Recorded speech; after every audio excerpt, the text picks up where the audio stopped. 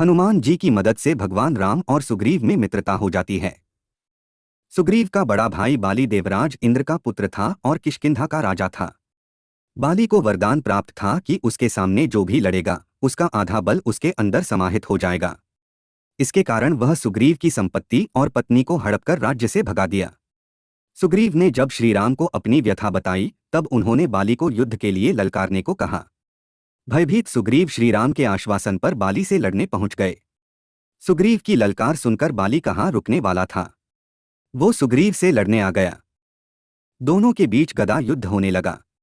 इसी बीच भगवान श्रीराम ने बाण से बाली पर प्रहार कर दिया, जिससे वह युद्ध में मारा गया। जब इस बात की सूचना बाली की पत्नी अप्सरा तारा को हुआ तो वह युद्ध स्थल पर पहुंची। उसे पता चला कि श्रीराम ने उसे छल से मारा है। पति की मृत्यु से आहत तारा ने भगवान राम को श्राप दिया कि आप भी भले ही सीता को खोज निकालें, लेकिन कुछ समय बाद आप दोबारा सीता को खो देंगे।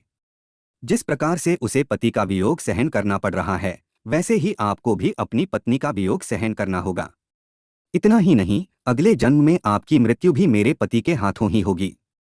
तारा के इस श्राप के कारण लंका विजय के बाद जब राम अयोध्या पहुंचते हैं तो कुछ समय बाद माता सीता वन चली जाती हैं।